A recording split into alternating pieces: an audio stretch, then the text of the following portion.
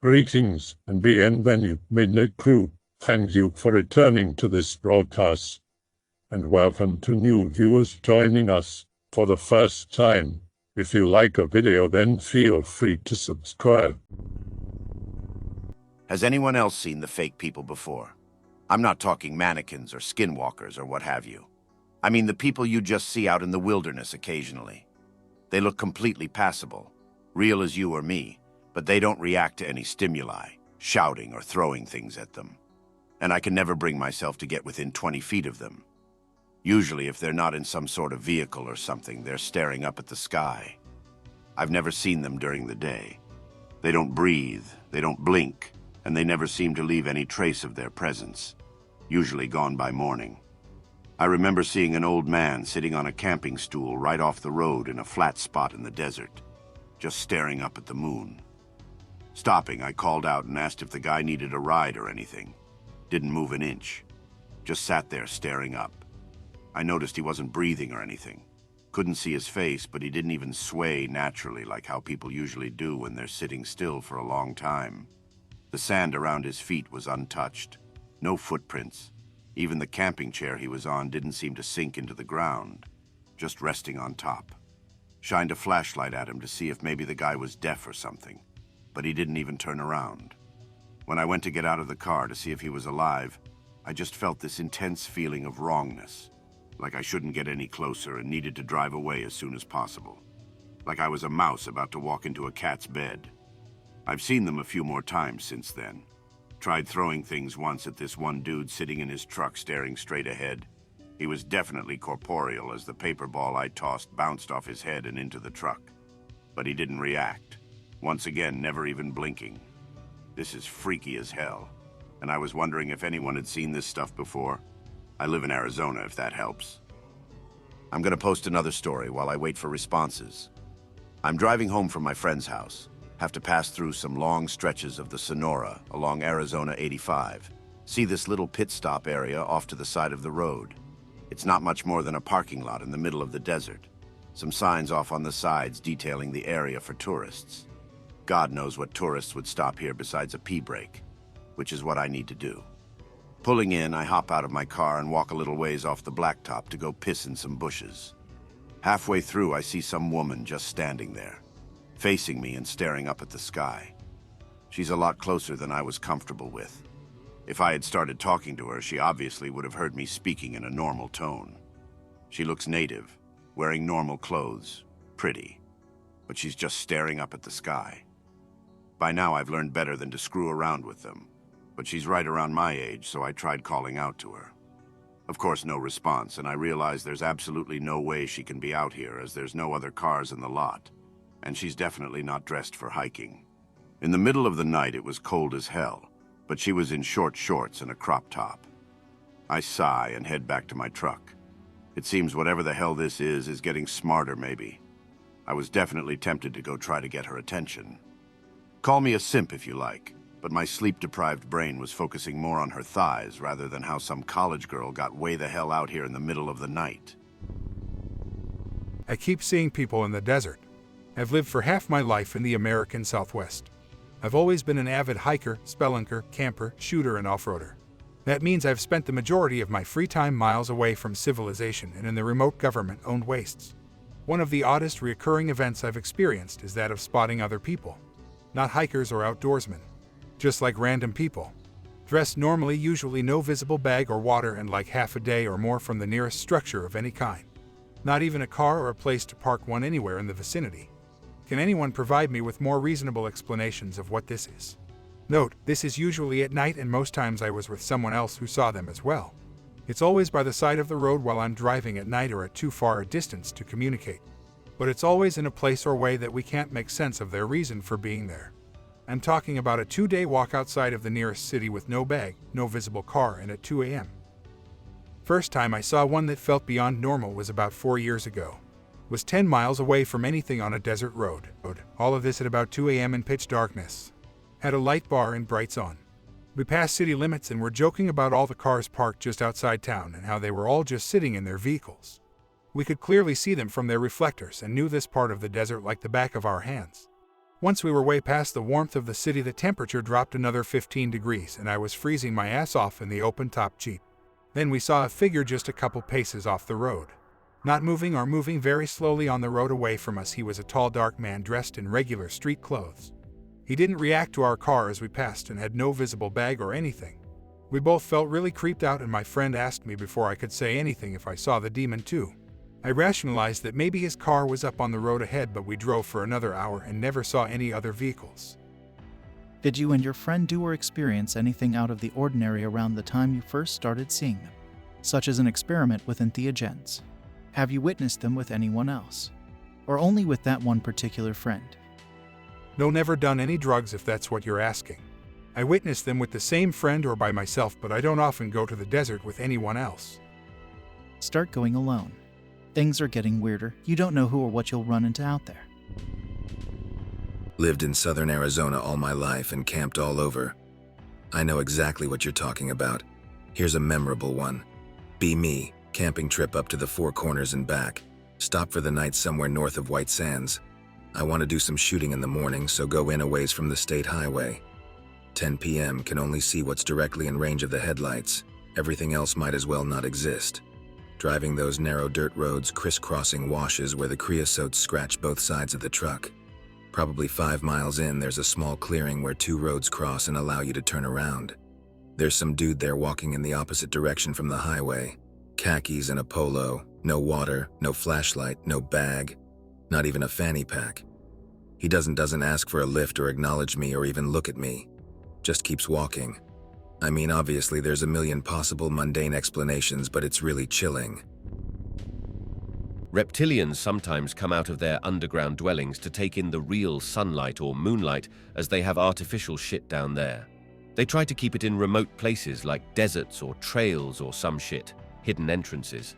They look human to you because they can turn a switch in your brain so you see them as humans, but your instinct is still feeling that something is off. You're really looking at a humanoid reptile after all. Some of them aren't that skilled in turning your switch, so you get creeped out more. Others are very skilled in turning your switch and can even control your mind and thoughts to some extent. They give off almost passable vibes. No surprise that remote Arizona is Reptile County. I wouldn't be surprised. Been waiting for a team of commandos to raid a suspected reptilian lair, but everyone's afraid the government is going to show up and kill everyone. I'm down to purge Xenos. Normal humans are not really capable to raid or purge a reptilian base. They would perceive you and read your brainwaves long before you even set foot into the main entrance area. They would make you submit and cower down without even firing a single shot. And then they have contracts with the government so it doesn't have to come to violence.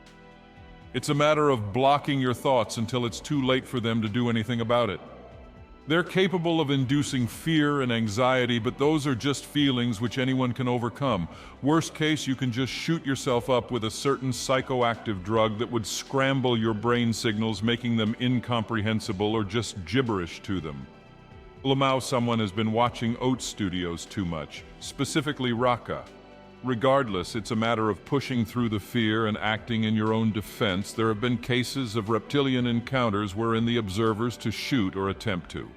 In most cases, they get knocked out or rendered inoperable by the tech the lizards use. In other cases, the beings flee or attempt to get physical once their mind attacks fail, all of which are one-on-one encounters and not a platoon-sized element.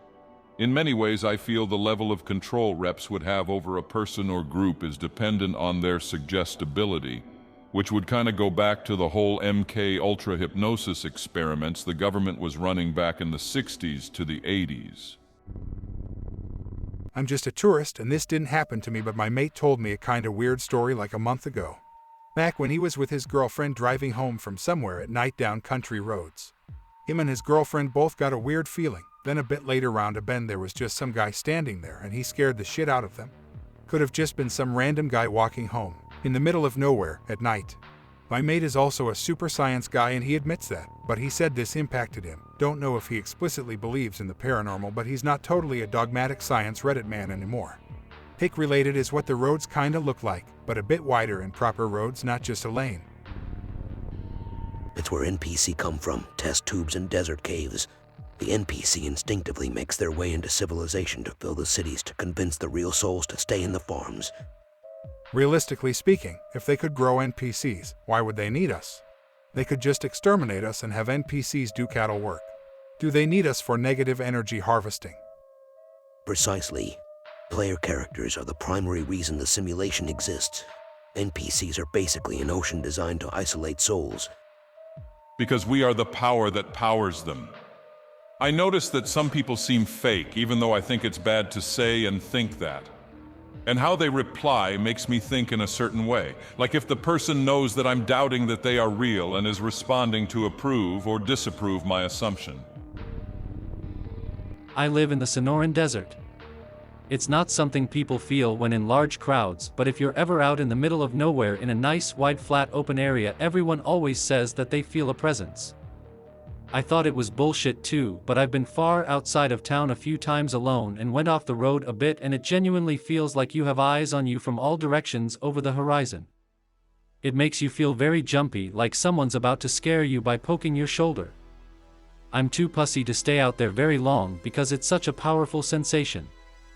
I feel like I'm gonna get kidnapped by a skinwalker or something. There's also plenty of secretive government and military things going on out here on the Goldwater Range and Yuma Proving Ground. Back in the 60s, the CIA used Penal Air Park as their headquarters for black ops in Vietnam and elsewhere. Tons of federal law enforcement presence too, Border Patrol, DEA, DHS, etc. in unmarked cars, checkpoints on the roads, warrantless surveillance of basically everyone who goes south of Tucson. When I lived in 3 Points, DHS choppers were circling constantly. Probably the most screwed up thing though is the thousands and thousands of unrecovered bodies along the border. Federal SAR teams barely pick up the phone because they assume anyone lost down here are illegals, and an illegal dying is politically convenient for both parties. There are places where you can walk for a day and be pretty much guaranteed to find a dead person. None of that is outright paranormal/conspiracy. Although, like most conspiracies, if you really dig into NAFTA and prevention through deterrence, it's just as bad if not worse in terms of human cost than lots of stuff X-Files theorize about, but I also can't help but feel like if they wanted to hide something bigger, all the surveillance/enforcement/military infrastructure already here would make Arizona an easy place to do it. Last week, in Utah for vacation, GPS a local bakery for macaroons. Become confused when GPS takes us to what looks like an abandoned building. After many locked doors, we find the entrance. Inside is a large and decadent hallway. There is odd carpet, old paintings, and chandeliers everywhere. We continue down the empty hallway until we hear eerie ballroom music, which more creepy carpet and old items which look like they are from the 1900s. A man and a woman walk past us from a different hallway and they stare at us while whispering. We go back the other way away from the music. We passed a spa, a clothing store, and a gift shop, all filled with expensive items and all empty. We continue down the hallway and enter the lobby. Turns out the building is a hotel. While my sisters asks the front desk for directions to the bakery, I become entranced by a 20-feet painting. It looked very old and very well painted, but held an ominous air. I snapped out of the trance when the hotel desk woman gave us directions in a distinctive French accent. We find our way to the bakery, where we are greeted by a pretty Asian woman behind the counter. She smiles at us and offers gelato. We get our macaroons and leave the same way we came down the empty hallway. There wasn't anything really creepy that happened to us in the hotel, but we all felt nervous and on edge by this mysterious place. It definitely has history, perhaps lingering spirits. The hotel was reminiscent of the hotel from The Shining. The funny thing here is that it takes that much for you to notice a person isn't conscious. Do you think every human that you interact with on a daily basis is conscious or exists outside of your perception of them? I'm not saying Dude Truman's show or Dude solipsism, but there are soulless husks walking around right now as we speak, and they probably talk to you, ask for directions, serve you at the store, all sorts of things like that. Many of these people only exist to other people when they come to work. Watch out for demon humans. There are humans walking around right now that really only exist to deceive you, confuse you, lie to you, and screw up your life, while giving off the aura of being humans with jobs and hobbies and other pastimes. You really never can tell, so you just need to look only for humans. You were right about not going back. If someone gives off that vibe that there's something else in human form, leave. Don't fear, they feed off fear, just leave. I hope that you enjoyed tonight's broadcast. If you enjoyed tonight's story, then please subscribe to the channel as more green texts will appear daily. A new broadcast will appear when the clock strikes midnight Central Time.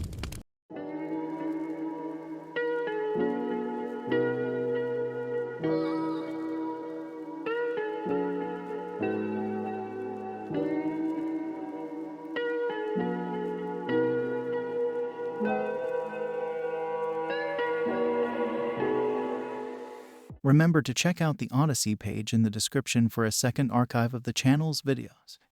There's also a Rumble archive as a backup.